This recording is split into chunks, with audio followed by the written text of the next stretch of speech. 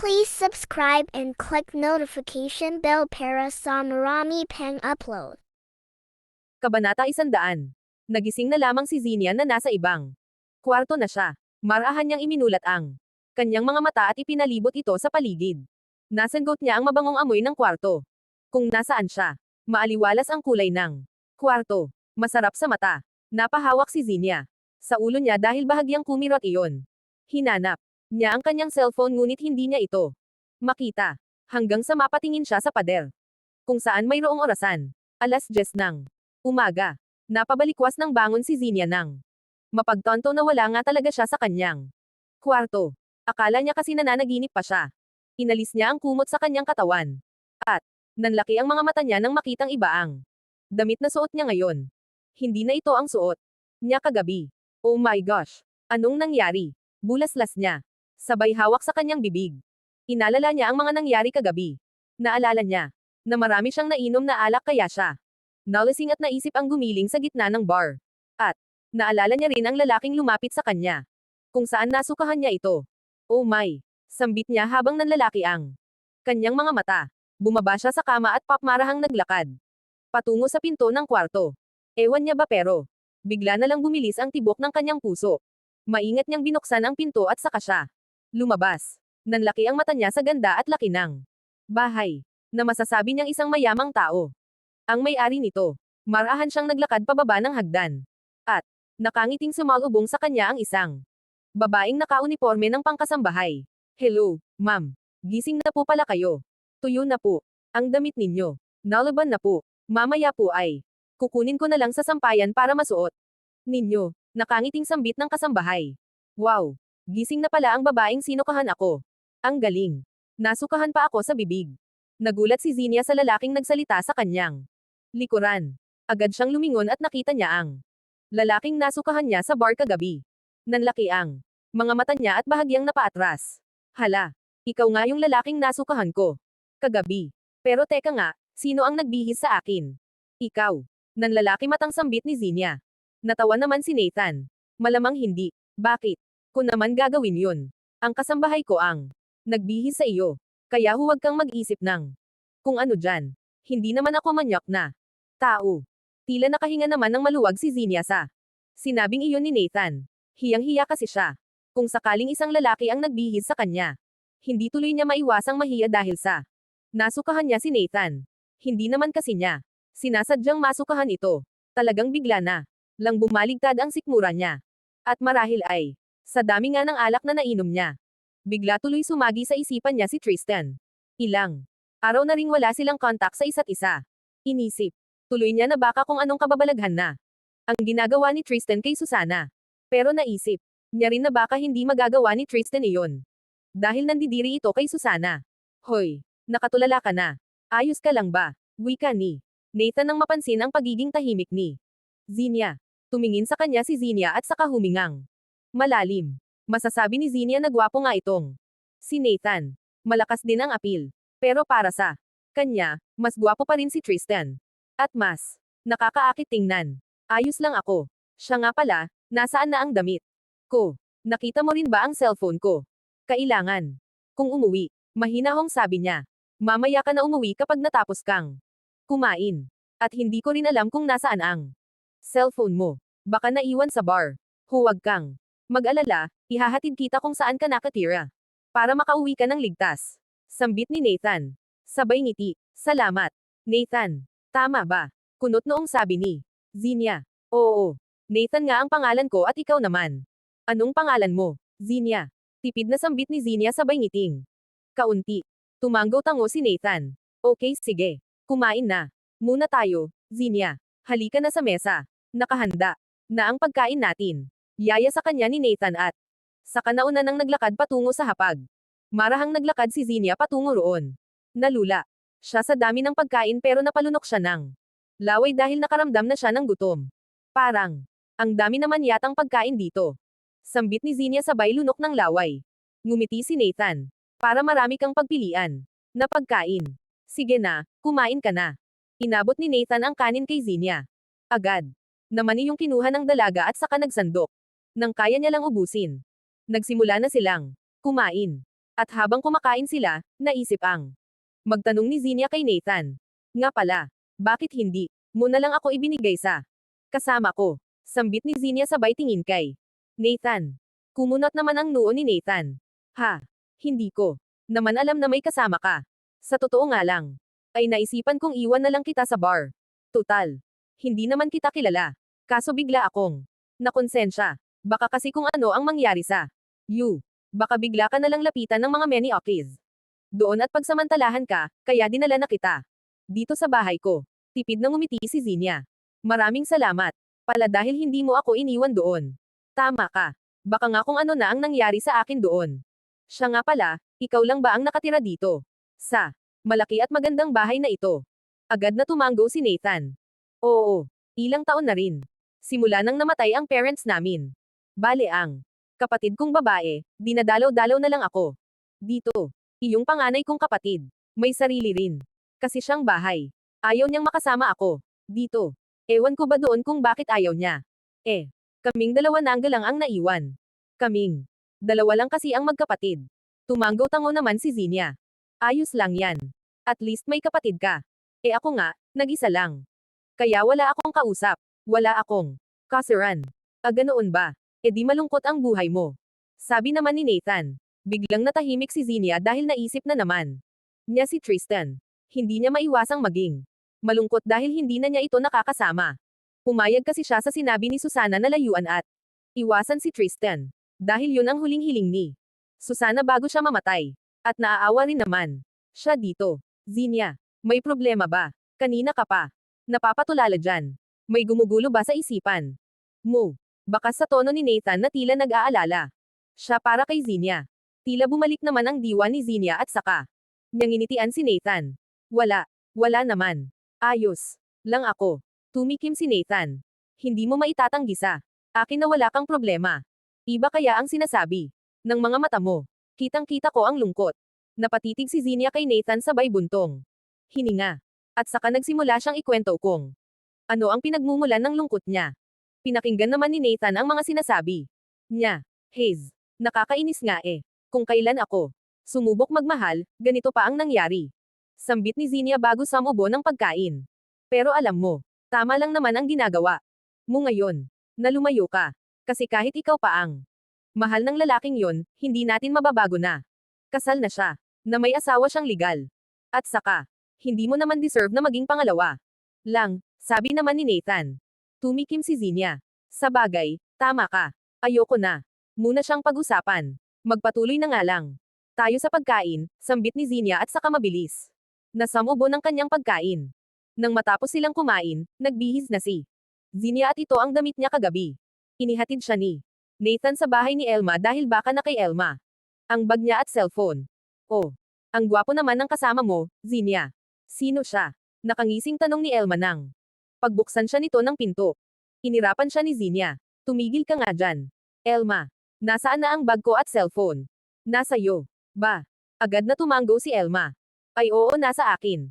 Tinabi ko. Wait lang, ha? Kukunin ko sa loob. Sambit ni Elma at saka nagmamadaling pumasok sa loob ng kanyang bahay. Hindi na kasi nag-abala pang pumasok sa loob ng bahay ni Elma si Zinia. Hinintay na lamang niya. Ito Salabes. O ito na. Aalis ka na rin baka agad. Wika ni Elma. Sabay abot ng bag kay Zinia. Oo. Gusto kong magpahinga na. Sambit naman ni Zinia. Magpahinga kasama ang gwapong yun. Sambit ni Elma sabay nguso kay Nathan na nagkasando sa kanyang sasakyan habang hihintay si Zinia. Himampes ni Zinia sa kamay si Elma. Ano ba? Sira ka ba? Siya ang lalaking nasukahan ko kagabi. Doon niya ako pinatuloy sa bahay niya. Nakakahiya. Nga dahil nasukahan ko pa siya. Tapos ito, ihahatid pa ako sa amin. Ayoko nang magpakalasing ng sobra. Nakakahiya ang nagagawa ko. Tumawa naman si Elma. Ayos lang yan. Para makalimutan mo na kaagad si Tristan. Alamin mo, kung single pa yan para siya na lang ang sa iyo. Ewan ko sa iyo, Elma. Puro kakaharotan. Sige na, uuwi na ako. Salamat, wika ni Zinia at saka nagmamadaling naglakad patungo kay Nathan. Samantala, kanina pa nag-aabang sa labas ng bahay ni Zinia si Tristan. Kanina niya pa rin ito tinatawagan pero hindi ito sumasagot. Puro lang ring dumaan na siya sa kumpanya nila Zinia. Pero wala raw doon ang dalaga. Kaya naisip niya na. Baka nandito pa ito sa bahay. 7/8. Ilang minuto ang lumipas, isang hindi pamilyar na sasakyan ang huminto sa tapat ng bahay ni Zinia. Kumunat ang noo ni Tristan at saka tinitigan ng maigi ang sasakyan. Nanlaki ang mata niya nang makitang bumaba sa sasakyang iyon si Zinia. At mas lalo pa siyang nagulat nang makita ang isang lalaki na lumabas doon. Nakaramdam ng matinding selos si Tristan. Napatiimbagang siya. Kasabay noon ang usbong ng kirot sa kanyang dibdib. Kabanata 101. Inis na umuwi si Tristan sa bahay ni Susana. Kaagad siyang naghanap ng maiinom na alak at saka nagsimulang mag-inom. Iniisip niya, kung ayon na ba ang bago ni Zinia. Na parang ang bilis naman yata nitong makahanap ng bago. Ang bilis naman yata siya nitong kalimutan. Tristan, bakit ang aga mo yatang uminom ng alak? May problema ka ba? Tanong ni Susana kay Tristan. Matalim siyang tiningnan ni Tristan. Wala kang pakialam. At saka, bakit ka ba nandito? Akala ko ba aalis ka? Bumantong hininga si Susana. Oo, may naiwan lang akong documents kaya bumalik ako dito. Hindi na umimik pa si Tristan. Muli siyang lumagok ng alak. Selos na selos siya sa kanyang nakita. Gusto niya nga sanang sapakin ang lalaking iyon ngunit alam niyang wala siyang karapatang gawin yun. Hindi naman kasi niya pagmamayari. Si Zinia, may karapatan itong gustuhin ang sino mang naisin niya. Aalis na ako, sambit ni Susana. Okay. Walang ganang sabi ni Tristan. Nang makaalis si Susana, muling kumuha ng alak. Si Tristan. 3 bote ng alak kaagad ang kinuha niya at mabilis na nilagok iyon. Napahawak siya sa kanyang dibdib. Bigla na lang kumirot yon. At hindi niya maiwasang masaktan sa tuwing may isip niya na pinalitan na kaagad siya ni Zinia. Zinia, please, hintayin mo ako. Malungkot na Yuzel ni Tristan sabay hawak sa kanyang ulo. Iniisip pa lang niya na may ibang lalaking kasama. Si Zinia, mababaliw na siya. Parang gusto na niyang magwala sa sobrang selos. Kaya naman, wala siyang ibang ginawa kundi ang mag-inom. Buong maghapon hanggang sumapit ang gabi. Agad siyang nagmaneho papunta sa bahay nito. Kulang na nga lang ay paliparin na niya ang sasakyang minamaneho niya papunta sa bahay ni Zinia. At nang makarating siya doon, agad siyang nag-door bell. Tristan. Mahinang Yuzel ni Zinia nang makita si Tristan. Mahigpit siyang niyakap ni Tristan. Tila nang hihina naman si Zinia sa mainit at mahigpit na yakap nito sa kanya. Ang yakap na matagal niyang hindi nadama mula kay Tristan. Ngunit bigla niyang naisip ang usapan nila ni Susana kaya kaagad niyang itinulak si Tristan na ikinagulat naman nito. Zinia, bakit mo ako tinulak? Gulat na tanong ni Tristan.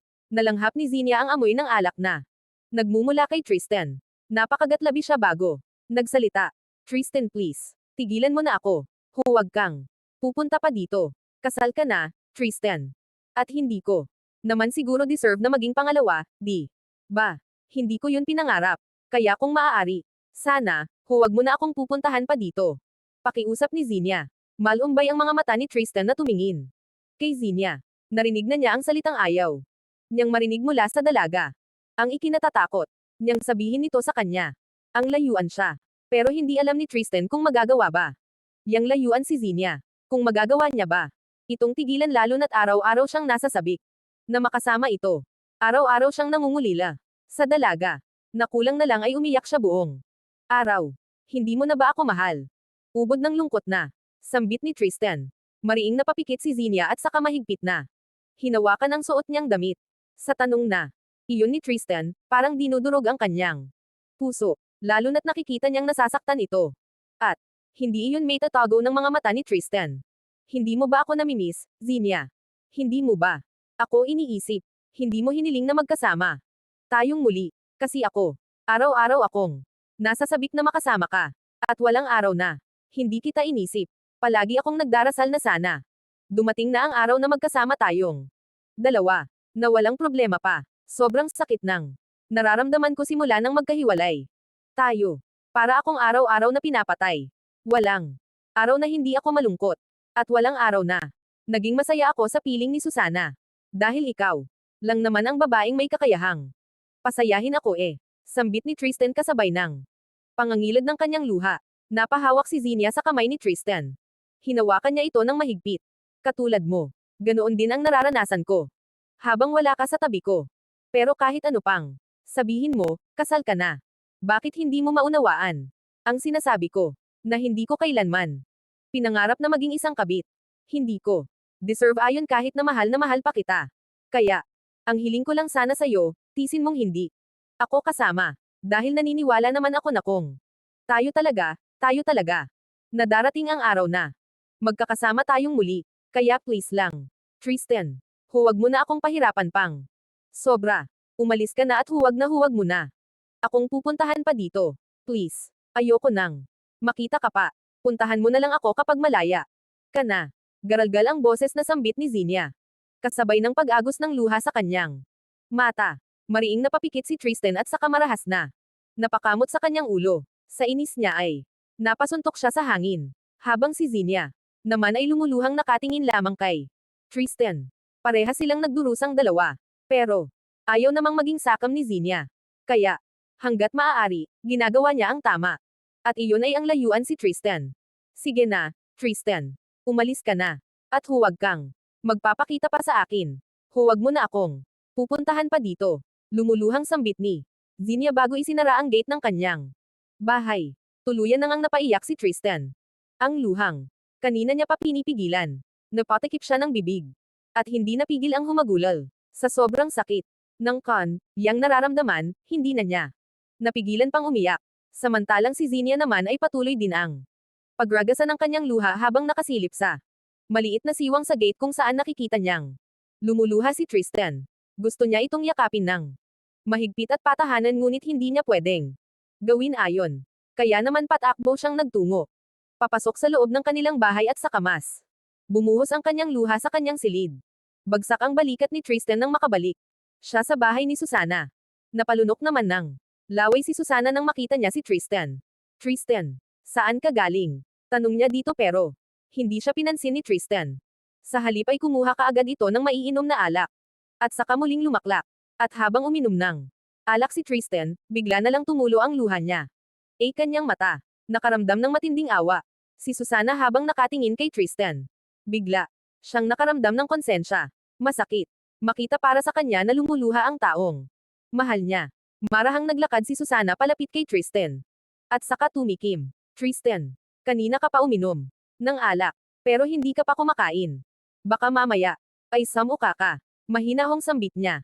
Hindi pa rin siya pinansin ni Tristan. Patuloy lang ito sa pag-inom. Humingang malalim si Susana at saka naupo sa harapan ni Tristan. Tristan, tama na ang pag-inom ng alak. Baka mapaano ka na Kumain ka naman. Please. Walang emosyong tumingin sa kanya si Tristan. Kasabay noon ang paghigpit ng hawak ni Tristan sa bote ng alak. Sobra siyang nagsisisi sa naging desisyon niya. Naisip niya na sana pala hindi niya inuna ang hiya at kay Zinia na lang sana siya lumapit. Na kung ganoon sana ang nangyari. Magkasama pa sana silang dalawa ng dalaga at masaya sila ngayon. Pwede bang huwag mo na lang akong pakialaman sa gusto ko? Huwag kang umakto na. Para bang nag-aalala ka sa akin? Di ba ito naman ang gusto mo? Ang makita akong nagdurusa. Na makita akong ganito. Alam mo ba kung gaano ako nasasaktan sa tuwing may isip ko si Zinia? Minsan naman hindi ako naging masaya sa piling mo. Walang araw na naging masaya ako. Kahit anong pilit ko na pakisamahan ka, na magpanggap, hindi ko kaya. Napakahirap. Ano, masaya ka na ba? Masaya ka na sa nakikita mo sa akin ngayon. Mapait na sambit ni Tristan. Bumantong hininga si Susana sabay tingin sa ibang direksyon. Kitang-kita naman niya sa mata ni Tristan na sobra itong nasasaktan. Pero ayaw niya patong bitawan dahil hindi niya pa nararanasan mula kay Tristan ang pagmamahal na gusto niyang maranasan bago siya mawala ng tuluyan. Kung pwede nga lang na magpakamatay. Ngayon, ginawa ko na. Para lang matakasan ko ang relasyong ito. Miss na miss ko na si Zinia. Sobrang miss na miss ko na siya. Bakit mo ba ako pinarurusahan ng ganito? Bakit napakamakasarili mo? Napatingin si Susana kay Tristan nang mapahagulhol na ito. Napakurap ng ilang beses si Susana. Umiiyak na gayon sa kanyang harapan si Tristan. Masaya ka ba na nakikita akong ganito? Umiiyak. Nangungulila sa taong mahal ko. Kung mahal mo talaga ako, palayain mo na ako, Susana. Maawa ka naman sa puso ko. Durog na sambit ni Tristan sabay pahid ng kanyang luha. Hindi alam ni Susana kung ano ang sasabihin niya. Sa mga oras na iyon, aaminin niyang naaawa na. Siya sa kalagayan ni Tristan pero umaasa pa rin. Kasi siyang mababago niya pa ang damdamin ni Tristan. Nagulat na lamang si Susana nang lumuhad sa kanyang harapan si Tristan. Habang patuloy ang pag-agos ng luha nito sa kanyang mga mata. Nagmamakaawa ako sa iyo, Susana. Palayain mo na ako. Hayaan mo na akong maging masaya. Please. Palayain mo na ako. Umiiyak na. Sambit ni Tristan. Napaawang naman ang bibig ni Susana. Hindi niya namalayan na napaiyak na pala siya. Hinawakan niya sa pisngi si Tristan at saka mapait na ngumiti. Mahal na mahal kita, Tristan. Mabilis na umiling si Tristan. Pero hindi kita mahal, Susana. Kaya sana palayain mo na ako. Nagmamakaawa ako sa iyo. Napalunok ng laway si Susana. Pakiramdam niya ay sinaksak siya ng katagang iyon sa puso. Magsasalita na sana siya nang bigla na lamang tumambo sa kanyang harapan si Tristan. Binalot siya ng matinding kaba. Tristan. Tristan. Gumising ka. Umiiyak na sigaw ni Susana. Kabanata 102. Zinia. Tawag ni Selena sa kanyang anak. 2 araw simula nang makabalik sila sa Pinas, kapansin-pansin ang pagiging matamlay ng kanilang anak na si Zinia. Sinasabi nito na ayos lamang siya pero ang totoo, para siyang pinapatay sa kanyang loob. Hindi man nais ni Zinia na mapansin ng kanyang mga magulang ang pagiging matamlay niya at malungkot, pero wala siyang magawa dahil iyon ang nararamdaman niya. Yes po, mommy. Nakangiting sabi ni Zinia. Lumapit si Selena sa kanyang anak at saka hinaplos ito. Kasalukuyang nakahiga sa kanyang kama si Zinia dahil gusto niyang magpahinga. Buong araw. Pakiramdam niya, pagod na pagod. Siya kahit wala naman siyang ginagawa. May problema ka ba anak? Pwede kang magsabi. Sa akin. Malambing na sambit ni Selena habang patuloy sa paghaplos ng buhok ni Zinia. Agad na umiling si Zinia. Wala po, mommy. Ayos lang po ako. Gusto ko lang pong magpahinga ngayon. Parang masama ang pakiramdam ko, pagsisinungaling niya sa kanyang ina. Tumikim si Selena. Malakas ang pakiramdam niya na may problema ang kanyang anak at ayaw lang itong sabihin sa kantya. Gusto niyang malaman kung ano yun pero ayaw naman niya itong pilitin. Okay sige, anak. Magpahinga ka na, okay. Matulog ka na lang at kapag nagutom ka, magpunta ka sa kusina dahil may nakahanda namang pagkain. Doon, sambit ni Selena sabay ngiti. Gumanti rin ng ngiti si Zinia. Opo, mommy. Thank you po. Lumabas na ng silid ni Zinia si Selena habang sinalubong kaagad siya ng kanyang asawa na si Sian, na kanina pa nakaabang sa labas ng kwarto ni Zinia. Ano? May sinabi na ba sa'yo ang anak natin? Sinabi na ba niya kung bakit siya malungkot? Mabilis na tanong ni Sian. Bumantong hininga si Selena sabay iling. Hindi. Wala siyang sinabi sa akin. Ang sabi niya, ayos lang siya at gustong magpahinga. Pero alam kong hindi siya okay. Alam kong may pinagdaraanan siya. Pero ayaw ko namang pilitin siyang sabihin sa akin. Kaya hindi na ako nagtanong pa. Humingang malalim si Sian. Hayes ayokong nakikita ang anak natin na ganyan. Dapat pala dinagdagan natin siya. Ikaw kasi ayaw mo nang manganak. Kahit sana 2 ang anak natin. Sinimangutan siya ni Selena. Ay wow. Wow na. Wow. Ikaw kaya ang manganak. Akala mo ba? Madali. Mawawasak lang naman ang kipay naming mga babae kapag nanganak. Kaya huwag kang magsalita dyan kung ayaw mong masuntok. Kita sa mukha, gigil masenggal ni Selena sa kanyang asawa. Mahinang natawa naman si Sian at saka tila ba naging maamong tupa na lumapit kay Selena at niyakap ito. Sorry na po baby ko. Pero sa totoo lang talaga. Gusto kong magkaanak pa tayo. Pero malabo na. Yata. Kaya hayaan na. Sana lang talaga magkaroon ng maraming anak si Zinia para masaya ang buhay. Nakangiting sabi ni Sian. Sana nga. Gusto ko rin ng maraming apo. Kahit 3 o 4. Ganon. Kaya sana hindi siya tumulad. Sa atin na isa lang natin siyang anak, sambit naman ni Selena. At dahil talagang hindi mapakali si Selena na hindi malaman kung ano nga ba ang problema ni Zinia, pinuntahan niya ang matalik na kaibigan ng kanyang anak na si Elma. Nagulat pa nga ito nang makita siya. Tinanong niya si Elma kung ano nga bang talaga ang problema ni Zinia. Sa una ay ayaw pa sanang sabihin ni Elma kung ano ang dahilan pero kalaunan ay sinabi niya rin. Bumantong hininga si Selena. Nakakaawa naman pala ang anak ko. Ngayon pa naman niya naranasang magmahal tapos ganoon pa. Sigurado akong durog na durog ang puso niya ngayon. Lalo na't nakita niya pa kung paano natapos ang kasal ng lalaking mahal niya. Malungkot na sambit ni Selena. Oo nga po pero wala naman po siyang magagawa. Kaya nga po kahit masakit ay umiiwas na lamang. Siya, sabi naman ni Elma. Sana talaga ay maging okay na ang anak ko. Dahil, kung sila talaga ng lalaking yon, gagawa ang tadhana ng paraan para maging sila pa rin sa huli. Saglit lang ang itinagal ni Selena sa bahay ni Elma. Dahil umuwi na rin kaagad siya.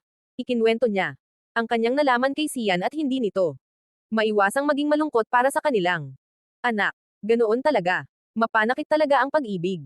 Pero kahit na ganoon, worth it naman lalo na kung ang taong nagiging dahilan ng sakit na yon, ay ang taong makakasama mo sa huli. Kahit nga tayo. Noon, di ba? Ilang taon tayong nagkahiwalay. Na, akala ko hindi na tayo magkakasama pang muli. Pero heto tayo ngayon, tayo pa rin. Kaya, naniniwala ako na magiging sila pa rin ng lalaking. Yun. Sambit naman ni Sian. Sana nga. Nakakatuwa naman pala ang Tristan na. Iyon. Masyadong mabuting kuya at anak sa kanyang pamilya. Na pati sarili niyang kaligayahan ay nagawa niyang isakripisyo para lang sa kanyang mahal sa buhay. Sana talaga gumawa ang tadhana ng paraan magkasama silang muli. Sambit ni Selena sabay yakap kay Sian. Gabi na nang magising si Zinia. Pagkamulat palang ng kanyang mata, si Tristan na kaagad ang naisip niya. Bumukas ang pinto ng kanyang kwarto at pumasok doon ang kanyang inang si Selena. May dala itong pagkain para sa kanya. Tama lang pala ang pagpasok ko dito dahil gising ka na, anak. Kumain ka na. Masarap itong ulam na niluto ko para sa'yo. Malambing na sambit ni Selena sabay lapag ng pagkain sa mesa malapit sa higaan ni Zinia. Naupo siya sa gilid ng kama ng kanyang anak at saka hinaplos ang buhok ni Zinia. At pagkatapos, ay matamis siyang ngumiti. Anak, alam ko na ang dahilan kung bakit ka nagkakaganiyan. Huwag kang mawalan ng pag-asa. Dahil kung kayo talaga ng lalaking yon, kayo talaga. Ganoon talaga ang pag-ibig, mapagbiro, mapanakit. Kaya nga kapag nagmahal ka, dapat handa ka ring masaktan. Siguro ito ang isa sa pinakamalaking pagsubok sa inyong dalawa. Pero, naniniwala ako na magkakasama kayong dalawa. Na kayo pa rin sa huli. Mayan anong sambit ni Selena. Tila nahaplos naman ang puso ni Zinia sa sinabi ng kanyang ina kaya naman hindi niya napigilan. Pangmaluha. Niyakap naman siya kaagad ni Selena para pagaanan ang loob niya. Siya. Ayos lang yan, anak. Iiyak mo lang ang sakit. Walang masamang umiyak. Isa yang paraan para mabawasan ang sakit na nararanasan mo.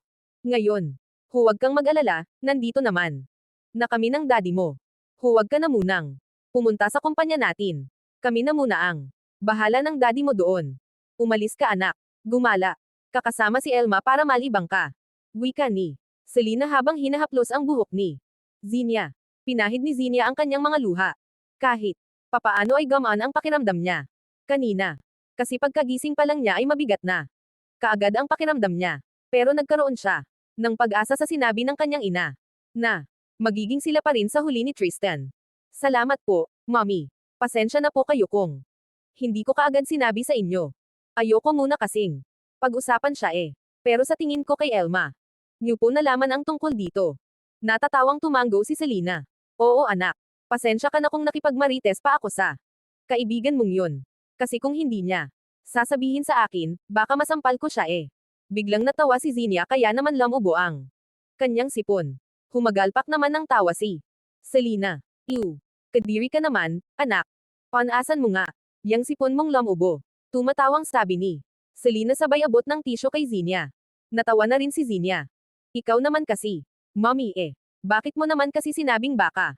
Masampal mo si Elma. Sasampalin mo po ba siya? Kapag hindi niya sinabi, biro lang naman, anak. Hindi ko naman magagawa yon. Pero matanong nga kita. Nasundot ka na ba ni Tristan? Nakangising tanong ni Selena sa kanyang anak. Bigla namang namula ang mukha ni Zinia at hindi ka agad nakapagsalita. Habang si Selena naman ay malakas na natawa sabay palakpak. May pagkahaliparot ka rin pala, anak. Mana ka sa akin. Halatang nasundot ka na nga ng lalaking iyon. Tumatawang sabi niya. Mommy naman eh. Ang bastos mo. Single ni Zinia sa kanyang ina. Samantala, hindi mapigilan ni Susana na maiyak. Sa sobrang stress at kung ano-ano ang inisip ni Tristan, at isa na ring dahilan ang sobrang pangungulila niya kay Zinia, biglang bumagsak ang kanyang katawan. Hindi kasi masyadong kumakain si Tristan. At naging malakas din siya sa alak. Kaya naman biglang nanghina ang katawan niya. Tristan, gumising ka na, please.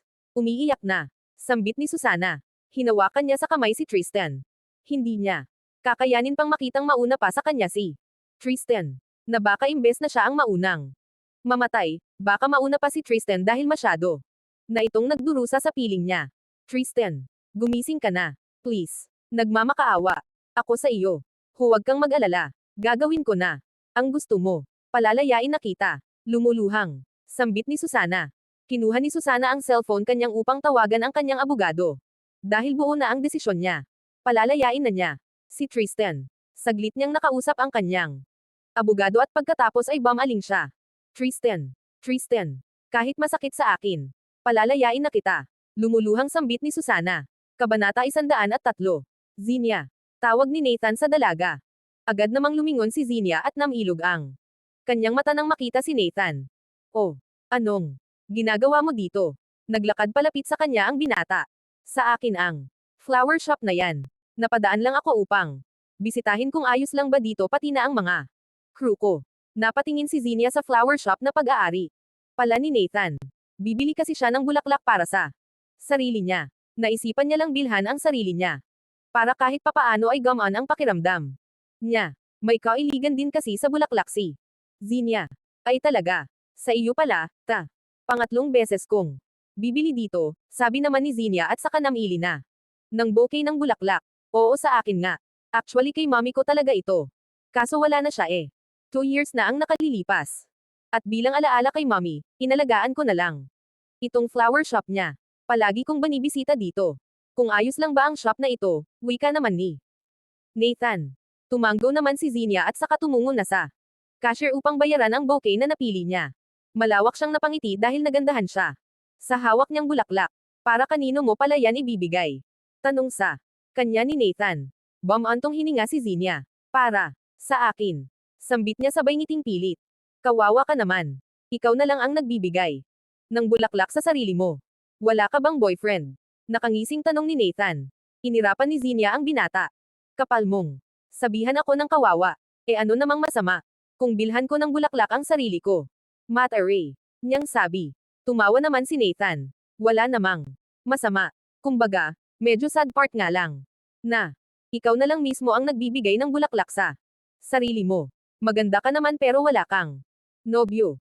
Hindi kaya masyado namang mataas ang standard mo sa isang lalaki. Nalukot ang mukha ni Zinia. Hindi naman mataas. Wala nga akong pakialam kung mahirap lang siya o ano eh. Ayoko lang sa mayabang. At saka ang mga lalaking nanliligaw sa akin ay mayayabang. Na talagang pinalalandakan ang yaman nila na hindi ko naman kailangan dahil mayaman kami. Natawa si Nathan. E baka naman yun ang paraan nila para magpapansin sa iyo. Asar na umirap si Zinia. Ay ganoon. Pakialam ko. Basta yaman nila. Wala akong pakialam. Saksak pa. Nila yan sa baga nila. Papangit nila. Natatawang pinagmasdan ni Nathan si Zinia. Natutuwa siya sa pagiging mataray nito. Kaya tuloy. Parang gusto niyang makilala pa ito. Total wala naman siyang nobya, at wala rin namang nobyo si Zinia. Naisip niyang wala namang masama kung makikipag-close siya sa dalaga.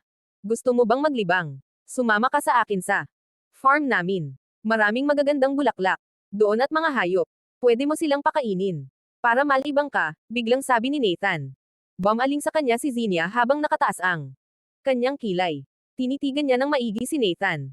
Mukha naman itong matino, sa isip ni Zinia. Na, mukhang hindi naman gagawa ng kalokohan si Nathan. O bakit ganyan ka kung makatingin sa akin? Para mo naman akong lalamunan ng buhay. Natatawang sabi ni Nathan. Mas tumaas pa ang isang kilay ni Zinia. Naisip ko lang na baka may gawin kang masama sa akin. Kapag sumama ako sa sinasabi mong farm ninyo. Biglang natawa ng malakas si Nathan. Ano? Ako. May gagawing masama sa'yo. Nababaliw ka na. Ba? Kung ano-ano yata ang iniisip mo. Hindi ako. Ganon. At saka ikaw na nga itong niyaya para malibang ka, ikaw pa itong masama kong isip sa akin. Halata ko kasi sa mukha mo na parang may problema ka kaya naisip kong yayain kita sa farm total pupunta naman ako doon. Bumantong hininga si Zinia. Naisip niya na wala naman sigurong masama kung sasama siya kay Nathan. Hindi naman siya makikipaglandian. Maglilibang lang naman siya sa lugar doon. At isa pa, naisip niya na wala namang masama kung maglibang siya kaysa maging malungkot siya sa pangungulila kay Tristan. Okay sige. Sasama ako sa iyo. Tutal. Wala naman. Akong ibang gagawin, mahinang usual ni. Zinia. Ngumiti naman si Nathan, halika na. Sumakay ka. Nasa kotse ko. Ngek. May dala rin akong sasakyan sabi. Naman ni Zinia. Iwan mo na lang muna dito. Hayaan mo na lang. Na nakapark dyan. Ipababantay ko na lang yan. Sa mga staff ko, sabi naman ni Nathan. Tumanggo na lang si Zinia at saka sumakay na sa sasakyan ng binata. Tahimik lamang siya habang nasa biyahe at si Nathan naman ay focus lang sa pagmamaneho. Habang nakatingin sa kalsada si Zinia, muli niyang naisip si Tristan.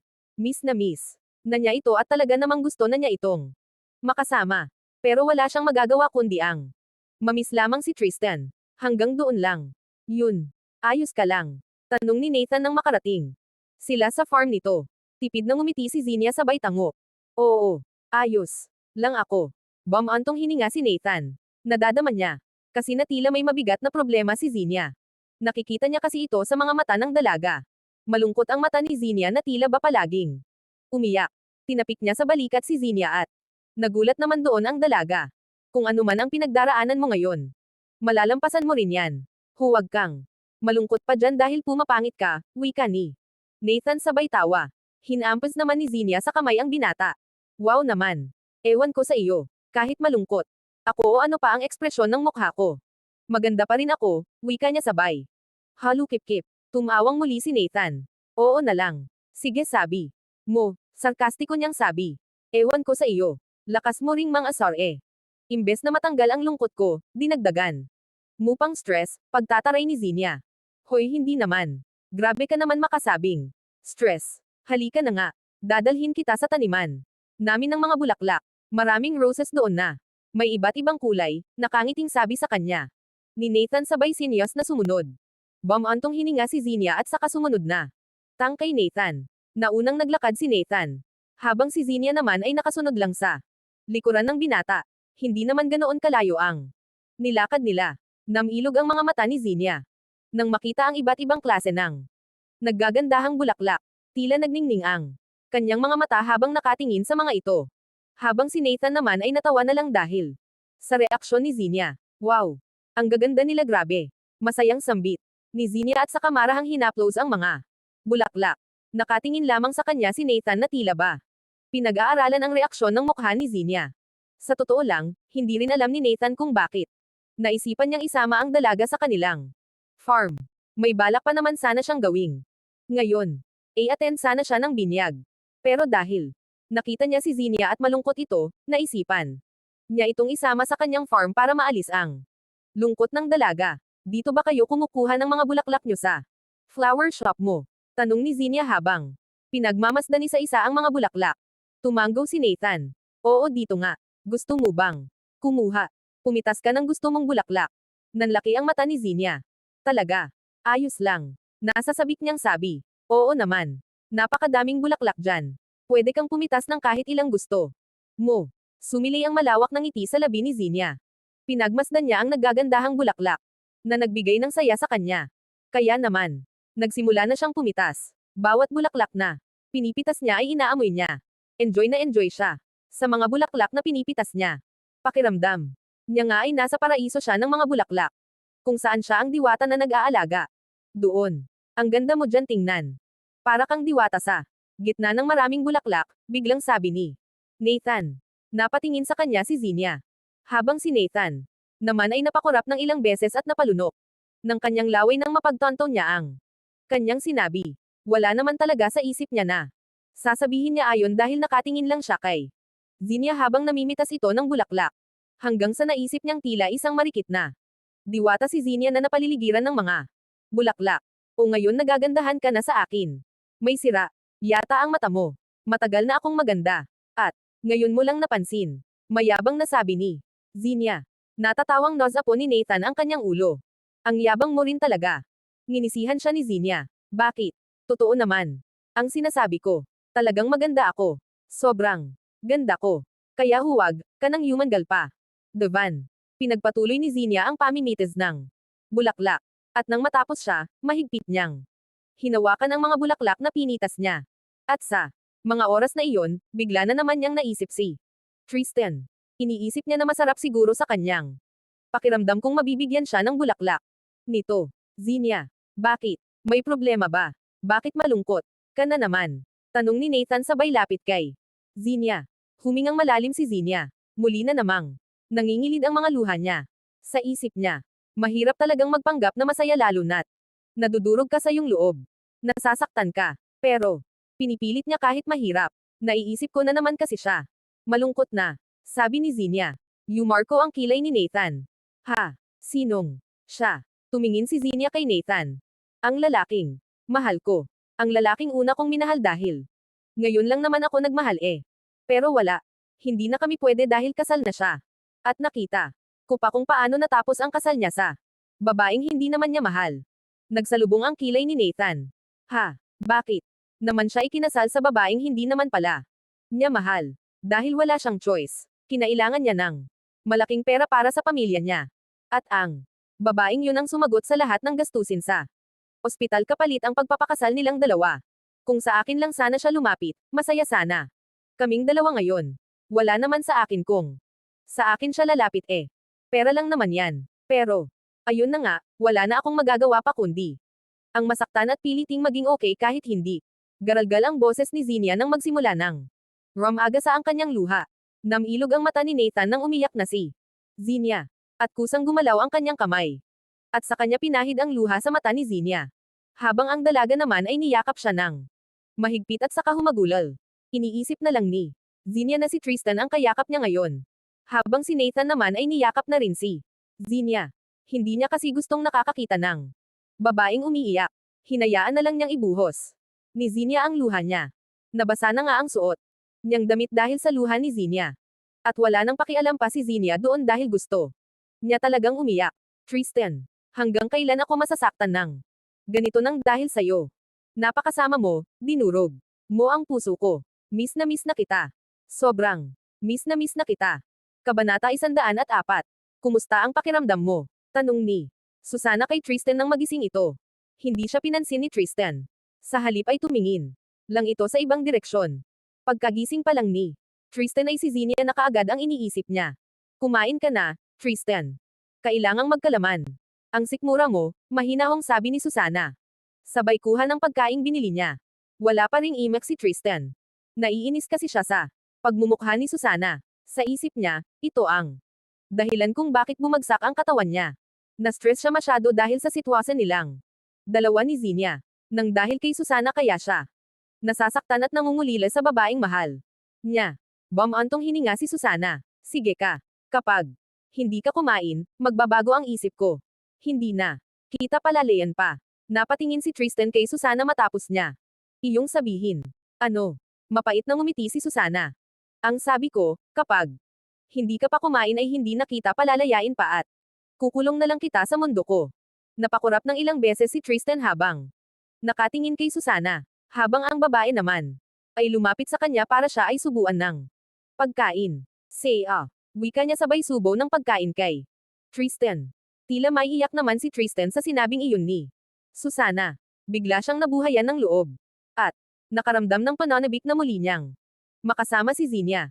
Sinabi sa akin ng pasaway kong kaibigan na peke lang pala ang lahat, wika ni Susana sabay tawang mahina. Nanlaki naman ang mata ni Tristan. Peke, anong ibig sabihin mong peke lang ang lahat? Humingang malalim si Susana. Ang kaibigan ko. Kasing si Rosalinda ang pinaasikaso ko ng kasal natin dahil naging abala rin ako sa iba ko pang negosyo. At hindi ko akalain na peke lang pala ang kasal natin. Hindi ko alam kung anong ginawa niya. At pumayag ang pari na ikasal tayo pero peke lang pala. Bale hindi talaga tayo kasal, Tristan. Palabas lang ang lahat. At ginawa iyon ng kaibigan ko dahil alam niyang hindi rin magtatagal ang pagiging mag-asawa nating dalawa. Tila nabunutin ng tinak sa dibdib si Tristan. Parang nawalang bigla ang bigat na dala-dala niya sa kanyang dibdib. Kaya naman hindi niya napansing bumuhos na pala ang kanyang luha. Salamat. Salamat naman kung ganoon. Salamat sa kaibigan mo. Umiiyak na sambit ni Tristan. Natawa si Susana. Kitang-kita ko sa mata mo ang saya. Samantalang ako ay naiinis sa kaibigan kong yun dahil inisahan niya ako. Pero kung tutuusin, tama naman ang ginawa niyang pagpepeke ng kasal natin. At least, hindi na ako mahihirapan. Pang-asikasuhin ang paghihiwalay natin. Malungkot ang mga mata ni Susana na tumingin kay Tristan. Oo, Tristan. Palalayain na talaga kita. Dahil hindi ko naman kakayanin na mas mauna ka pang mamatay kaysa sa akin. Na ang dahilan ng pagkamatay mo ay ako. Kumunat ang noo ni Tristan dahil sa pagtataka. Ha? Anong ibig mong sabihin na mamatay? Ka. Humingang malalim si Susana. May sakit ako. Tristan. May taning na ang buhay ko. Ilang buwan na lang, mawawala na ako sa mundong ito.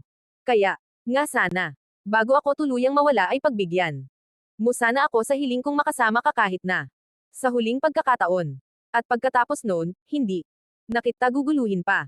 Wala na akong gagawin pang kung ano sa relasyon yung dalawa ni Zinia. Sumilay ang ngiti sa labi ni Tristan. Oo sige. Pagbibigyan ko na ang hiling mo.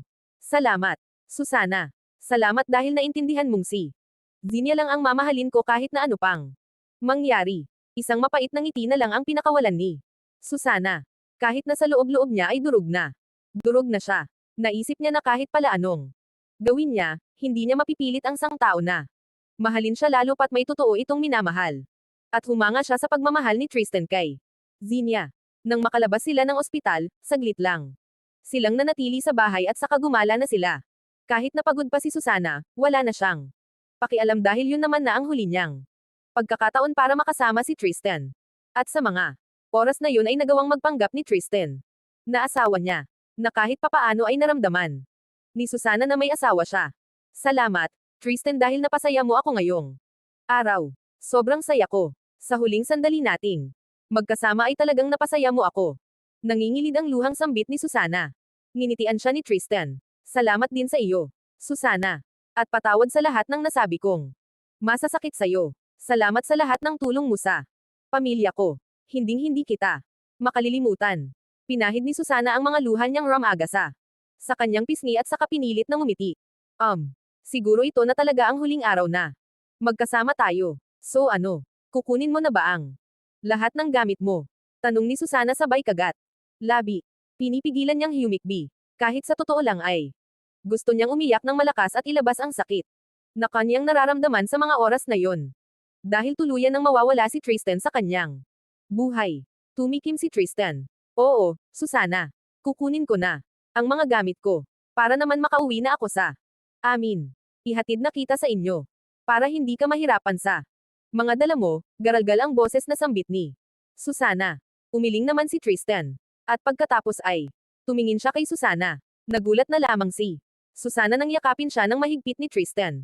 At liyon ang unang pagkakataon na niyakap siya ng mahigpit ni Tristan kaya naman niyakap na rin niya ito ng mahigpit. Salamat ulit sa lahat-lahat, Susana. At patawad kung hindi ko man nasuklian ang pagmamahal na ibinigay mo sa akin. Pero nagpapasalamat ako na naging parte ka ng buhay ko. Sana maging masaya ka pa rin sa huling sandali ng buhay mo. Huwag mo na akong isipin pa. Isipin mo na lang na isa akong bangungot na dumating sa buhay mo. Kumalas ng yakap si Tristan kay Susana at pagkatapos ay pumasok na sa kanilang kwarto upang kunin ang kanyang mga gamit. Lumuluhang pinagmamasdan ni Susana si Tristan na nag-impake na. Gusto niya sana itong pigilan. Ngunit alam niyang wala na siyang magagawa pa. Nasabi naman niya ang totoo kay Tristan. Kaya, wala na siyang karapatang pigilan si Tristan dahil hindi naman niya ito pagmamayari. Mag-iingat ka palagi, ha?